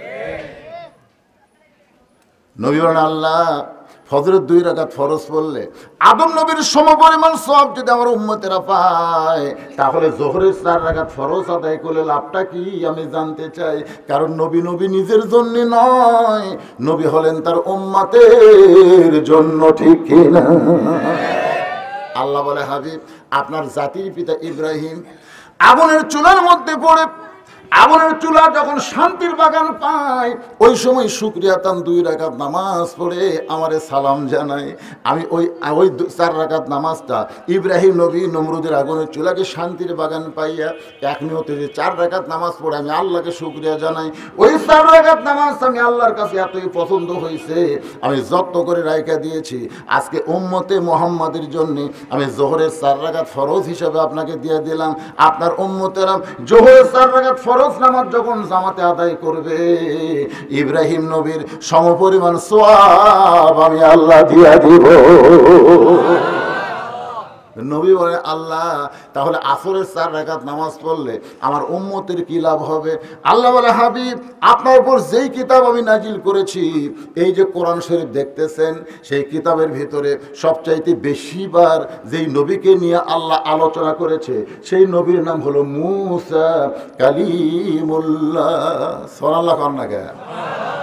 মূসা কালিমুল্লাহ নাম শুনতেন আপনারা? খুব সেই রকম চালাক ছিলেন তিনি। মাঝে মধ্যে আল্লাহর সঙ্গে চালাকি করতো। আমারও আগে আপনারা শুনছেন, মুসা নবী আল্লাহকে বলতেছে, আল্লাহ তুমি যদি মুসা হও আর আমি যদি আল্লাহ হই, তুমি আমার কাছে কি চাইবা কও? আল্লাহ রাগ করে বলে, মুসা তুই কোনোদিন আল্লাহ হতে পারবি না। মুসা বলতেছে, আল্লাহ তুমিও কোনোদিন মুসা হতে পারবো না। তোমার জায়গা তুমি, আমার জায়গাতে আমি। তুমি হচ্ছে আল্লাহ, আমি হচ্ছে আল্লাহওয়ালা। জোরে কোন কথা ঠিক? আপনারা বলেন তো আল্লাহর সাথে আমাদের সম্পর্ক আছে না নাই? তাহলে আল্লাহ আল্লাহ আর আমরা কি? আল্লাহওয়ালা, বাগুনওয়ালা, আলুওয়ালা, জমিওয়ালা, কাপড়ওয়ালা। আমরা 5 ওয়াক্ত নামাজ দ্বারা ধরেছি, আমরা হলাম আল্লাহওয়ালা। আল্লাহ এত গরম হয়েছে কেন? মুসা নবী বলতেছে, এত গরম হওয়ার কারণ কি? মনে করো তুমি যদি মুসা হও, মনে করো, তাহলে আমার কাছে কি চাইবো কও? এটা তো আসল না, মনে করো। আল্লাহ বলে, মুসা আমি যদি মুসা হইতাম, তুমি যদি আমার আল্লাহ হইতাম, তাহলে চাইতাম সুস্থতা আর হায়াতুত তাইয়্যিবা। মুসা বলে, আল্লাহ তোমার কাছে কি চাইতে হবে আমার জানা ছিল না, কিন্তু এখন জানতে পারলাম। তুমি আমাকে সুস্থতা হায়াতুত তাইয়্যিবা দান করো। আল্লাহ ডাকতে বলে, মুসা রে তুই বড় চালাক। মাঝে মধ্যে কোথায় যেতেন? তুর পর্বতে। জোরে গান কোথায়? আল্লাহ রাসূল কি বলেছেন জানেন? যে মুসা নবী তুর পর্বতে গেলে আল্লাহ যেমন খুশি হয়, আমার উম্মতেরা দৈনিক 5 বার 5 ওয়াক্ত নামাজ পড়তে মসজিদে যখন যায়, আল্লাহ তার চাইতে বেশি খুশি হয়। কারণ মুসা নবী তুর পর্বতে গিয়ে আল্লাহর সঙ্গে সম্পর্ক করে। আর আমার উম্মতের আল্লাহ রাসূল বলেছেন, মসজিদে যায় কার সাথে সম্পর্ক হয়? মসজিদে যায় আল্লাহর সাথে সম্পর্ক হয়। আল্লাহর বান্দারা, তুর পর্বতে মুসা নবী দাঁড়িয়ে আছে, অনেক সময় হয়ে যায়, আল্লাহ মুসা নবীর সঙ্গে কথা কয় না। মুসা নবী এক সময় বিরক্ত ভাব। যে মুসা নবী বিরক্ত ভাব হয়েছে, আল্লাহ বলে, মুসা তোমার খবর কি? মুসা দেখতেছে এখন তোমার মোশন ভালো না, বলতেছে আলহামদুলিল্লাহ। আপনারা বললেন আলহামদুলিল্লাহ, ভালো না থাকলেও তো আলহামদুলিল্লাহ। মুসা বলতেছে আলহামদুলিল্লাহ। আল্লাহ বলে, মুসা আলহামদুলিল্লাহ? মুসা বলে, হ্যাঁ আলহামদুলিল্লাহ। এবার মুসা বলতেছে, আল্লাহ আপনার খবর কি? কারণ এটা কিন্তু নিয়ম। ভাই যখন বললো, হুজুর আপনি কেমন আছেন, আমার উচিত হলো তাকেও জিজ্ঞাসা করা, ভাই আপনি কেমন আছেন? বলার দরকার আছে না নাই? তো মুসা বলতেছে, আল্লাহ আপনার খবর কি? আপনি কেমন আছেন? আল্লাহ বলতেছে, মুসা আমি কেমন আছি যদি জানবার চাও, ইযহাব ইলা ফিরাউন ইন্নাহু তাগা। মারাত্মক কথা। বর্তমানে বাংলাদেশে আল্লাহ কেমন আছে যদি জানবার চান, তো কোথায় যাবেন? কথা কয় না রে। বর্তমানে আল্লাহ কেমন আছে যদি জানবার চান, কার কাছে যাওয়া লাগবে? মসজিদে? আল্লাহ মুসাকে বলতে পারতো, মসজিদে যাও, মাদ্রাসায় যাও, তোমার যে কিতাব দিয়েছি সেই কিতাবের কাছে যাও, কিন্তু আল্লাহ সেই কতগুলো জায়গায় যাইতে না বলে বললেন, আমি আল্লাহ কেমন আছি যদি জানতে চাও, ইযহাব ইলা ফিরাউন ইন্নাহু তাগা, ফিরাউনের কাছে যাও। মুসা কেমন আছে, আল্লাহ কেমন আছে এটা জানতে মুসা নবী ফিরাউনের দরবারে গেলেন সামান্য কয়েকজন নিয়ে। যায় দেখে ফিরাউন জিকির করতেছে, আমার দয়াল বাবার দরবারেতে কেউ ফিরে না খালি হাতে। বাংলাদেশের যেখানে এই জিকির হবে বুঝবেন এরা ফেরাউন। এরা কি কথা কয় না, কথা কয় না, কি জিকির করতেছে? দুই কান্দের ফেরেশতা কলম খাড়া করে আছে। আল্লাহ বলতেছে খবর কি? লেখমো কি, লেখমো কি, এরা যে কি কয় আল্লাহ আমরা ফেরেশতা তো বুঝবার পারি না, এজন্য কলম খাড়া করে দিয়েছি।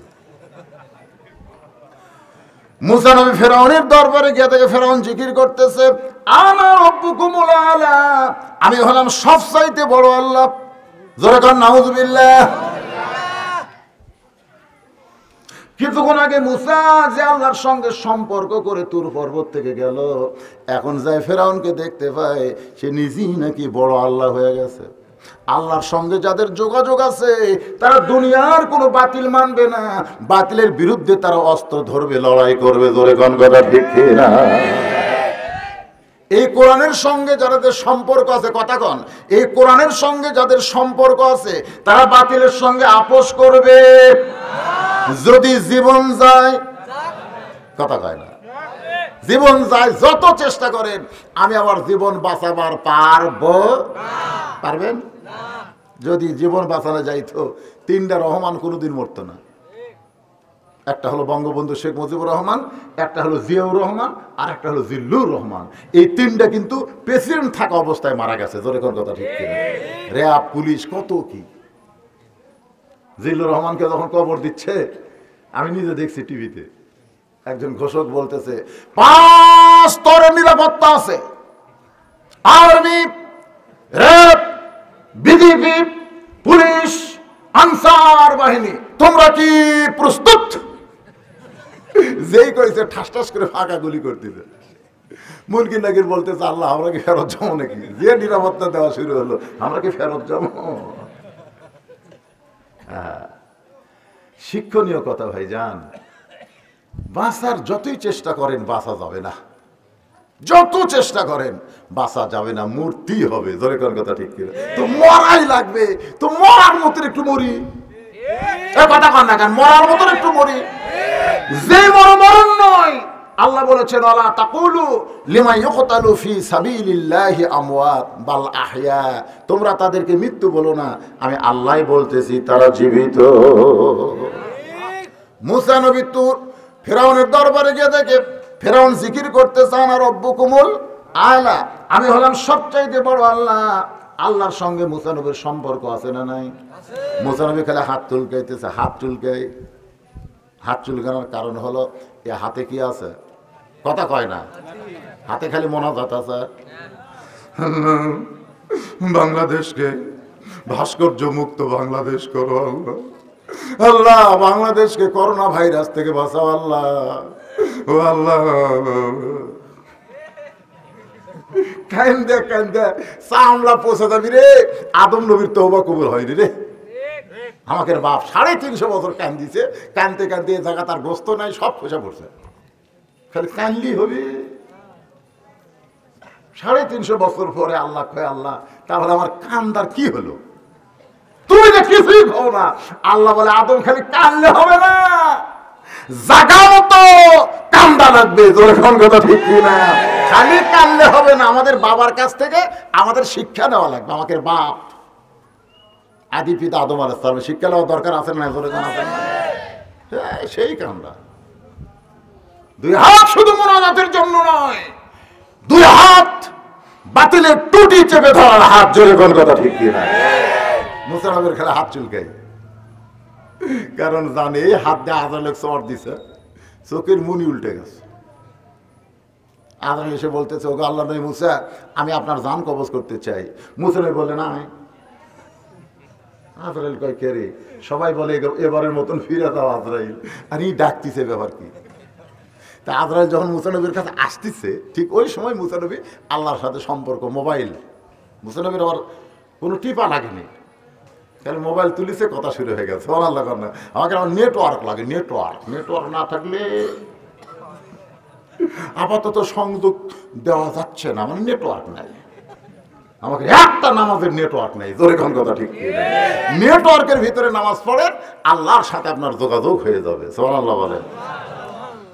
মুসা নবী নেটওয়ার্ক ক্লিয়ার, আজরাইল আসতেছে, আর মুসা নবী আল্লাহকে বলতেছে, মাবুদ তুমি আমাকে কালিমুল্লাহ সম্মান দিলা, আর তোমার আজরাইল আমাকে সালাম দিল না।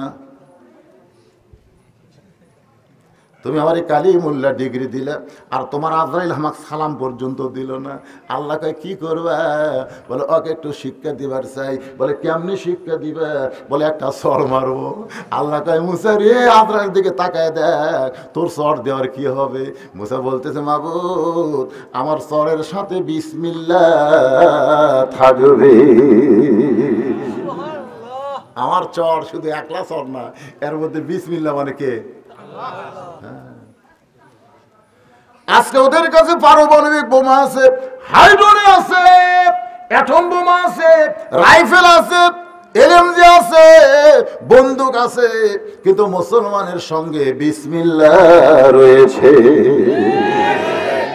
ওর অ্যাটম মারবে আর আমরা ইটা নিব, ইটা বোঝেন, কিন্তু লাগা লাগবে, কিন্তু মানে ওরা গুলি করবে আর আপনি দৌড় মারবেন, ওরে বাবা ওইটা চলবে না।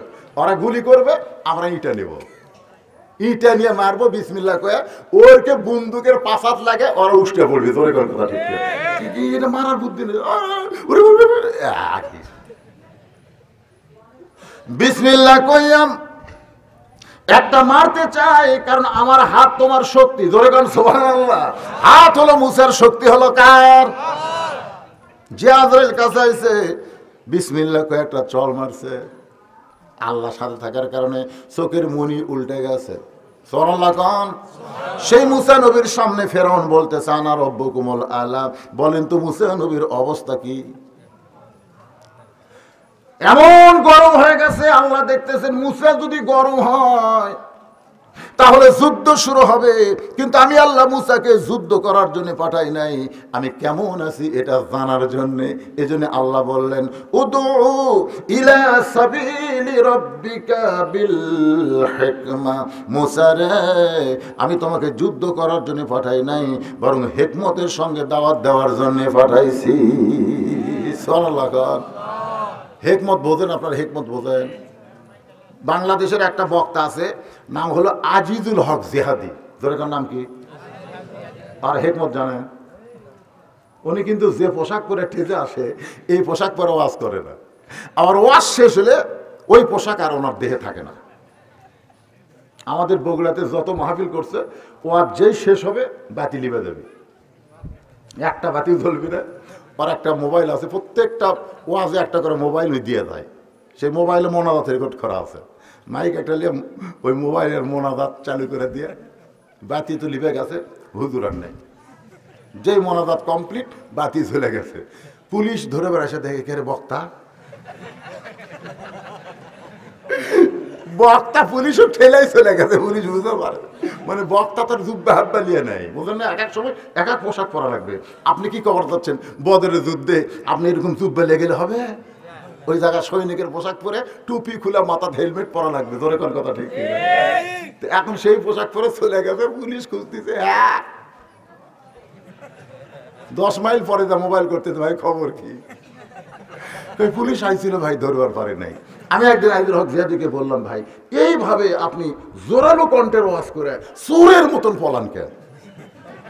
আপনি যে বলেন জীবন দিব, তো তাহলে আপনি পলান কেন? হুজুর আপনি বোঝেন না, এটা হলো হিকমত, এটা হলো গারে সুর। আল্লাহ নবী ইচ্ছা করলে মদিনায় যাওয়ার পারতেন, আল্লাহর হুকুমে কিন্তু গারে সুরের মধ্যে আত্মগোপন করেছে।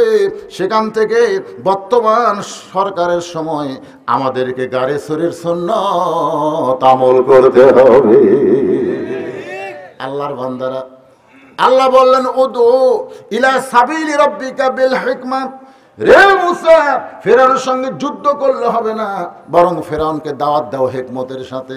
আমি কিন্তু এখানে যুদ্ধ করার জন্য আসি নাই, কিন্তু হেকমতের সাথে আপনাদের সামনে ওয়াজ করতে চাই। জোরে কোন কথা ঠিক কি না? এবার মুসা নবীর হেকমতটা আপনারা একটু মনোযোগ দেন। এই যে কথাবার্তা কি কয়, মাদ্রাসার ছেলে ফেলে মনে হয়, কোনো সাউন্ড চলবে না, হেকমতের ওয়াজ হচ্ছে। হেকমত, হেকমত বোঝেন? আমরা লোকমান হাকিম কই, লোকমান হাকিম। উদউ ইলা সাবিল রাব্বিকা বিল হিকমাহ। মুসা নবী এখন হেকমত শুরু করছে। হেকমতটা কি? ও ফেরাউন, তুমি যে আল্লাহর উপর আল্লাহ হচ্ছ, তুমি আল্লাহর চাইতেও বড় আল্লাহ। আমার প্রশ্ন হলো, তুমি কি খাও? আমি যে আল্লাহর সঙ্গে সম্পর্ক করেছি সে আল্লাহ খায় না, সে আল্লাহ খাওয়ায়। যে আল্লাহর সাথে আমাদের সম্পর্ক সে আল্লাহ খায় না খাওয়ায়? আরো জোরে। ওমা মিন দাব্বাতিন ফিল আরদি ইল্লা আলাল্লাহি রিজকুহা। সুবহানাল্লাহ বলে। পৃথিবীতে এমন কোন বিচরণশীল প্রাণী নাই যার রিজকের ব্যবস্থা আল্লাহ করেনি। আমার এলাকায় এক লোক ওই যে রেজেকের দায়িত্ব নিজে নিয়ে 2 সন্তান নিছে। তোর এখন কয়টা? একটা ছেলে আর একটা মেয়ে। তো ছেলে এখন আপাতত কানাডায় গেছে, আর মেয়ে বিয়ে হয়ে বাহিরে চলে গেছে, স্বামী নিয়ে গেছে। এখন এই বুড়া বুড়ি একলাই, বেটাও নেই মেয়েও নেই। খবর কি? হ্যাঁ, ঘুম ধরে না বাবা, ঘুম ধরে না। রিজিকের দায়িত্ব আমরা নিলে চলবে না, রিজিকের দায়িত্ব কার? আর ইমান থেকে বলে, জোরে বলেন কার? ভাইজান একটু খেয়াল করবেন, মুসা নবী হিকমতের সঙ্গে বলতেছেন, ফেরাউন তুমি যে আল্লাহর দাবি করছো, তুমি কি খাও? যেই বলছে তুমি কি খাও, ফেরাউনের বাম পাশে একজন বসে আছে, তার নাম হলো হামান। জোরে গান, তার নাম কি? ফেরাউন কিছু বলার আগে ওই হামান বলতেছে, আমার আল্লাহ খায়। মুসা হামানের দিকে তাকায় বলতে, তুই তো ফেরাউনকে নষ্ট করছিস। কারণ ফেরাউন এত খারাপ ছিল না, ফেরাউন হামান মার্কা মন্ত্রীর দ্বারাই খারাপ হয়েছে। জোরে কোন কথা ঠিক কি না? কারণ হামানরা জানে এদের কোনো ভোট নাই, এরা বিনা ভোটে সরকারে গেছে। জোরে কোন ঠিক কিনা ভাই? এরকম 2টা হামান আমাদের বাংলাদেশে, একটা হলো রাশেদ খান মিলন, আর একটা হলো হাসানুল হক ইনু। এরা কিন্তু চেয়ারম্যান হবার ভোট বাংলাদেশে পাবে না, অথচ বিনা ভোটে বর্তমান সরকারের সঙ্গে জোট করে এরা এখন ক্ষমতা পায়। কি হনুরে ফেরাউনের 400 বছর, কত বছর? অসুখ বিসুখ বেদি ব্যারাম কিছু হয়নি। এখন অসুখ বিসুখ 400 বছর না হলে তার মশান কি হয়? ওই একদিন নিজে জিকির করতেছে, আমি কে, আমি কে, আমি কে। আল্লাহ ওয়ালারা বলেছেন, মান আরাফা নফসাহু ফাকাদ আরাফা রব্বাহু। তুমি তোমাকে যতক্ষণ চিনতে না পারবে, তোমার আল্লাহকেও তুমি চিনতে পারবে না। আপনি আপনাকে চেনার দরকার আছে না নাই? আপনি অতীতে কি ছিলেন? মা পেশাব করেছেন, যদি টান না দেয় ওই পেশাব মাকে খাচ্ছে। জোরে কোন কথা ঠিক কিনা? ভবিষ্যতে আপনার খবর কি? মসজিদের খাটনি খালি সাইজ হয়ে আছে, মসজিদের খাটনি যে সিনা টান করে ঘুরিস। কয় দিন চলতে পথে 2 দিন থামিলাম, যাবার কালে একজন আরো দেখা না পাইলাম। ও আমার সাদের মালা যাই রে ছিঁড়ে, রইব না আর বেশি দিন তোদের মাজারে। সবাই বলেন, ডাক দিয়াছেন আল্লাহ আমারে, গুনাহ হবে না। সবাই বলেন, ডাক দিয়াছেন আল্লাহ আমারে, রইব না আর বেশি দিন তোদের মাজারে। তো ফেরাউন বলতেছে, আমি কে, আমি কে। এমন সময় হামান ঢুকছে। হামান ঢোকা বলতেছে, কি জিকির করতেছেন? বলে, আমি আমাকে চিনবার পারতেছি না, আমি আমাকে চিনতেছি না। তা হামান বলতেছে, আপনি যদি আপনি না চেনেন তাহলে মনে হয় আপনি আল্লাহ হয়ে গেছেন। যেই কথা আল্লাহ হয়ে গেছেন, ফেরাউন বলতেছে, আল্লাহ হওয়ার চাই রে, আল্লাহ হওয়ার চাই রে, আল্লাহ হওয়ার চাই রে। হামান বলতেছে, বন্ধ করেন, আল্লাহ হওয়ার চান এখন খালি আল্লাহ হওয়ার ছায়া, বাহিরে যান পিটন খায় মানুষ হবেন। তো ফেরাউনকে পিটুন কেন হবে? পিটুন কেন হবে জানেন না? আসমানি কিতাব এখনো বিশ্বাস করার বহু লোক দুনিয়াতে আছে, আসমানি কিতাব শিক্ষা দেওয়ার বহু মাদ্রাসা দুনিয়াতে আছে, আসমানি কিতাবের ওয়াজ করার বহু বক্তা দুনিয়াতে আছে। এইগুলা যতদিন থাকবে ততদিন আপনি আল্লাহর দাবি করলে পিটুন খাবেন। ফেরাউন বলতে তাহলে কি করা লাগবে? হামান বলতেছে আসমানি কিতাব যেখানে শিক্ষা দেওয়া হয় ওই মাদ্রাসা বন্ধ করে দেওয়া লাগবে। যেখানে আসমানি কিতাবের ওয়াজ হয় ওই ওয়াজে করোনার দোহাই দেওয়া বন্ধ করা লাগবে। যেখানে আসমানি কিতাব যারা ওয়াজ করে এই বক্তাদেরকে জেলে বন্দি করো, নাই ফাঁসির মঞ্চে নিয়ে যাওয়া লাগবে। এইরকম করতে করতে করতে করতে এক সময় মাদ্রাসা মসজিদ ওয়াজ থাকবে না, সেই সময় আল্লাহর সাথে মানুষের সম্পর্ক থাকবে না। আল্লাহর সঙ্গে যখন মানুষের সম্পর্ক বন্ধ হবে এমন সময় তুমি আল্লাহ বলে দাবি করলে ওরা মানতে পারে, নসেত পারবে না। আজকে গোটা বিশ্বে মুসলমানদেরকে নাস্তানাবুদ করার জন্য এই ফেরাউনের গোষ্ঠীরাই চক্রান্ত করতেছে। বুঝবার পারেন না, এর চাইতে ভালো করে বুঝান যাবে না, এর চাইতে ভালো এই বুঝলেন বুঝলেন, না বুঝলেন না বুঝলেন। কি বুঝতেছে? হামান তুই তো ফেরাউনকে নষ্ট করছিস, তোর আল্লাহ খায়। তুই জানিস কিনা হামান? মুসানব এখন হামানক ধরছে। যে আল্লাহ খায় আর যে আল্লাহ খাওয়ায় এই দুই আল্লাহর তফাৎ কি? মনে করেন ওটাও আল্লাহ, যায় এরকম করতেছে না? কি সুমা খায়, আদর করে, নমস্কার করে, আবার 3 দিন পরে এখানে নদী দিয়ে যায় লাগতে ভাঙ্গা ফেলে দেয়। আমি হিন্দু কলাম কে ভাই এরকম সুমা খাস নমস্কার করি, তাকে আবার লাগতাস করে কাউকে ধর্ম এইরকম যা সম্মান করি তাকে আবার লাগতে। কি মনে করতেছেন? যে আল্লাহ খায় আর যে আল্লাহ খাওয়ায় জোরগান তফাৎ আছে না নাই? যারা খায় তারা কোনোদিন আল্লাহ হতে পারে না, যিনি খাওয়ায় তিনি হচ্ছেন আল্লাহ। জোরে কোন ঠিক? খাওয়ার মধ্যে কম বেশি এই তো মনে করেন আমি খাই, আজকে দেখলাম হাই রে মাছের আইটেম করছে ভাই, মুরগির গোস্ত, গরুর গোস্ত, ইলিশ মাছ, এরকম বহু খাওয়া, আর মন খালি বলতেছে খা, ফ্রি খাওয়া তো খা, 2 লোকমা বেশি খা।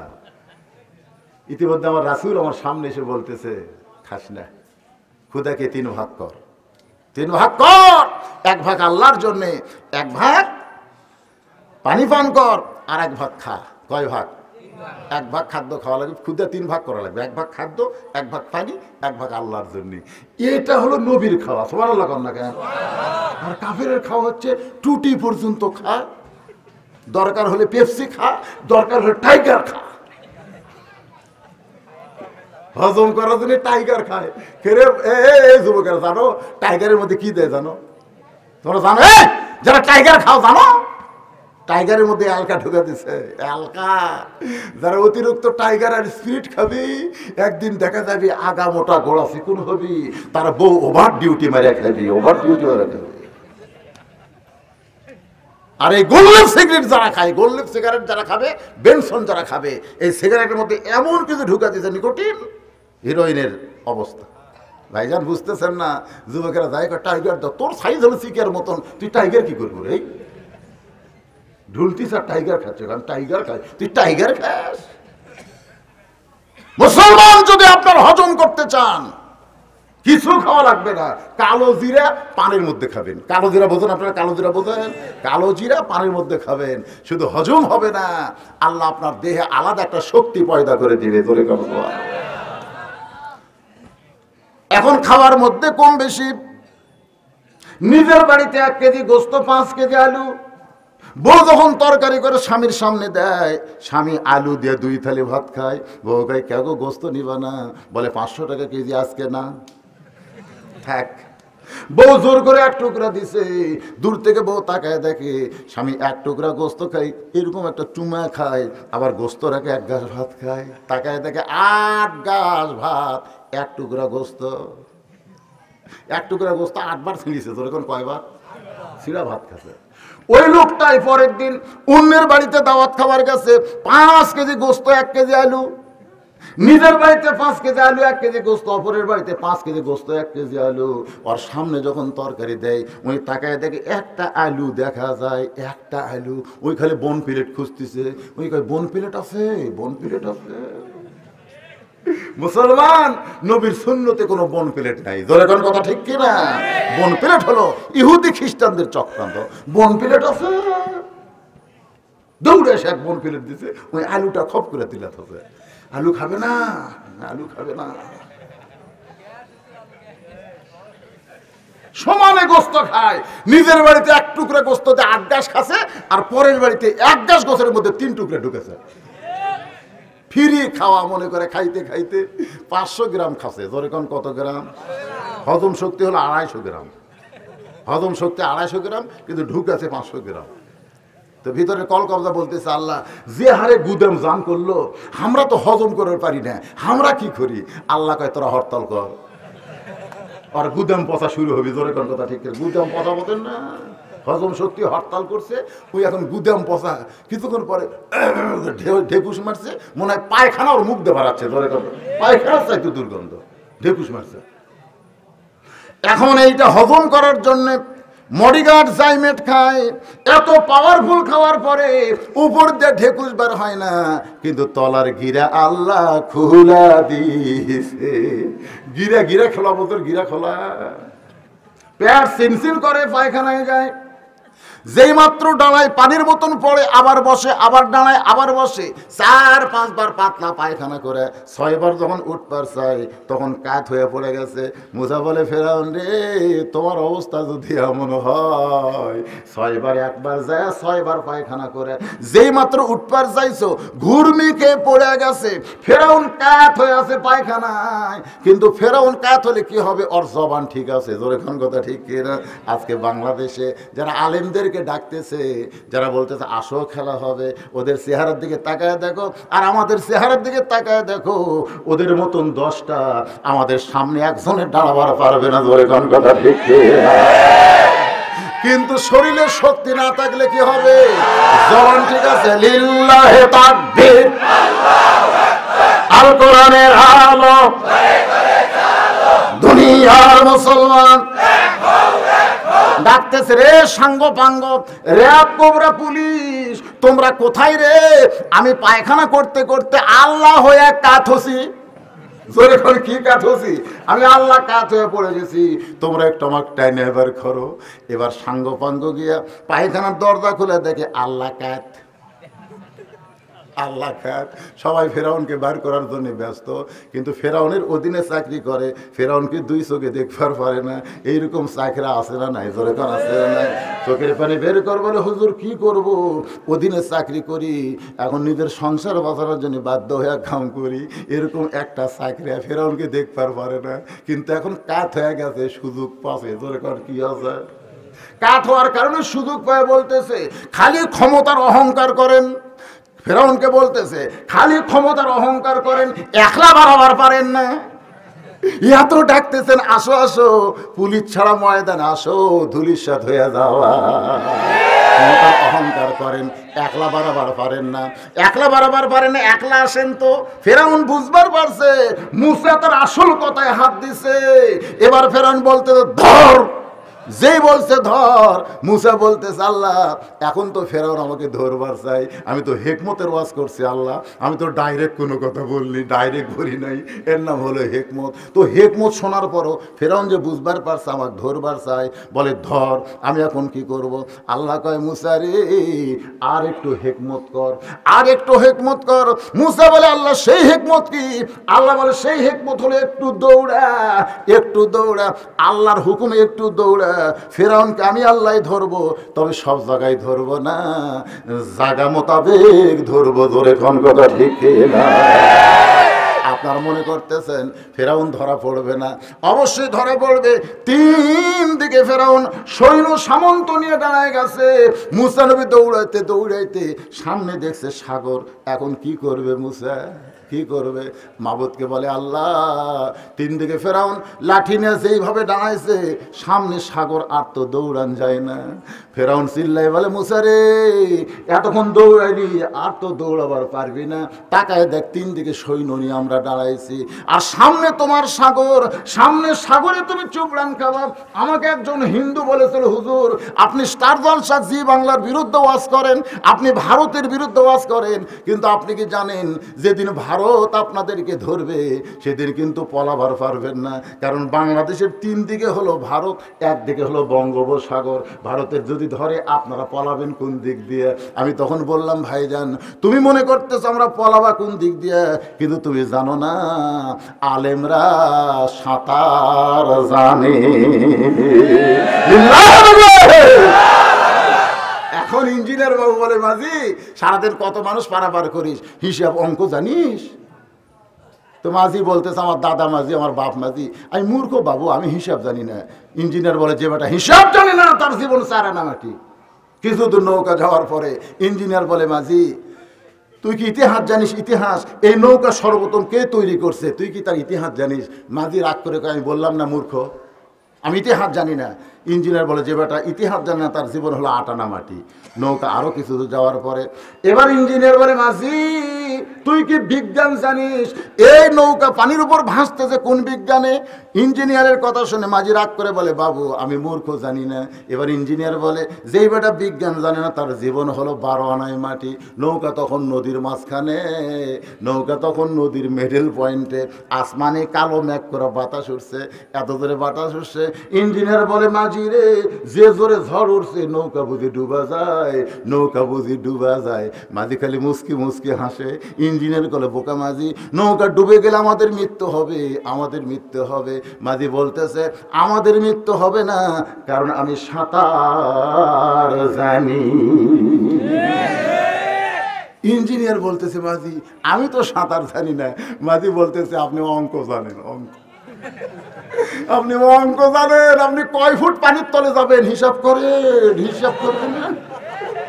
আপনি ইতিহাস জানেন, পানির ডুবা মরবেন কোন ইতিহাসে আপনি পড়বেন?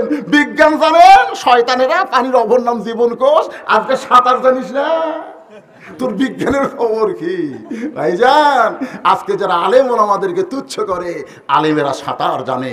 সাঁতার জানা হলো আল্লাহর কোরআন জানা। করে হাসরের ময়দানে কঠিন মুসিবতের সময়, বিশাল দুঃখের সাগরে প্রত্যেকটা আলেম সাঁতরিয়ে সাঁতরিয়ে জান্নাতের দরজায় পৌঁছে যাবে। এই জন্যে কোরআন জানা হলো সাঁতার জানা। ধরে গান কি জানা? মুসা কান্দের বলে, মাবুদ, তিন দিকে ফেরাউন লাঠি সুতা নিয়ে অস্ত্র নিয়ে দাঁড়াইছে, একদিকে একদিকে সাগর, আমি এখন করব কি? আল্লাহ বলে, মুসা রে, আমি যখন তোমাকে দৌড়াই নিয়েছি তুমি দৌড়াও। মুসা বলতেছে, আল্লাহ, সামনে সাগরে কেমনে দৌড়াবো? আল্লাহ বলেন, নাসরুম মিনাল্লাহি ওয়া ফাতহুন কারীম ওয়াবাশশিরিল মুমিনিন। আমি সাগরকে রাস্তা করে দিলাম, সাগরকে রাস্তা করে দিলাম। ফেরাউন তার মুসা তার সঙ্গী সাথে নিয়ে ওই সাগরকে রাস্তা পাইয়া রাস্তার মাঝখানে গিয়া বলতেছে, রে সঙ্গীরা, যে আল্লাহ সাগরকে আমাদের রাস্তা করে দিল, সে আল্লাহর শুকরিয়া তান। আমরা একটু আল্লাহকে সেজদা দিবার চাই, কারণ আল্লাহ সবচেয়ে বেশি খুশি হয় সেজদার ভিতরে। মুসা নবী তার সঙ্গীদের নিয়ে এক নিয়তে 4 রাকাত নামাজ পড়েছে ওই সাগরের রাস্তায়। আল্লাহ বলে, হাবিব, মুসা নবীর এই 4 রাকাত নামাজ আমি আল্লাহর এতই ভালো লাগছে গো নবীজি, আমি যত্ন করে রাইগা দিয়েছি। আজকে লাইলাতুল মিরাজে আপনাকে আসরের 4 রাকাত নামাজ হিসাবে দিয়ে দিলাম। আপনার উম্মতেরা আসরের 4 রাকাত নামাজ যখন জামাতের সঙ্গে আদায় করবে, আমি আল্লাহ খুশি হইয়া তাদেরকে মুসা নবীর সমপরিমাণ সওয়াব দিয়া দিব। লিল্লাহি ফাসাল্লি রব্বিকা ওয়ানহার। একটা হলো নামাজ আর একটা হলো কুরবানি। 5 ওয়াক্ত নামাজের 3 ওয়াক্ত আমি আপনাদের সামনে বললাম ভাই, বাকি আছে আর 2 ওয়াক্ত। শুনবেন? বেশি বাজে নাই, কেবল বাজতেছে 11:32। আমি যখন ওয়াজ শুরু করছি তখন বাজে 9:20। 9:20 না, ধরেন 9:30 ধরে, 9:30 11:30 2 ঘন্টা আছে। আরো যদি 1 ঘন্টা, আমি কি পুরাতন বক্তা? এ কতক্ষণ আমি কি পুরাতন বক্তা? যদি আরো কিছুক্ষণ লাগে আলহামদুলিল্লাহ, অসুবিধা নেই। আমি যেখানে ওয়াজ ধরি কমপ্লিট না করে যাই না, কি জন্য যাই না, যে আগামীকাল পর্যন্ত বাঁচার কোনো গ্যারান্টি নাই। আমি কোনোদিন আপনাদের বলিনি যে আজকের ওয়াজ ওই জায়গায় বলবো, এই কথা বলার সাহস আমার হয় না, কারণ বাড়ির যাওয়ারই তো গ্যারান্টি নাই। কাউসারি সাহেব বাড়ির যাওয়ার পারনি তো, কাঠ হয়ে পড়ছে, এরাই তোর হাসপাতালে গেলি, ডাক্তার কাছে খবর শেষ। আলহামদুলিল্লাহ। তা আপনাকে খবর কি, বাড়ি যাওয়ার পারবেন তো? পারবেন না? আমার বাড়ি দূরে, আমার সমস্যা আছে, আপনাকে তো কাছাকাছি রে ভাই, অসুবিধা কোন জায়গায়? আচ্ছা, বাড়ির যাওয়ার পারবেন না এই বিশ্বাস আমাদের সকলে আছে না নাই? কিন্তু তারপরে আল্লাহ নিয়ে যাবে, আলহামদুলিল্লাহ। তো এইটুকুই যদি আমরা বলতে না পারি বাড়ির যাওয়ার গ্যারান্টি নেই, তাহলে কোরআনের মাদ্রাসার যদি এখন আমি আপনাদের বলি 500 টাকা করে টাকা দেন, 1 টাকা করে কোরআন শরীফ বাবদ,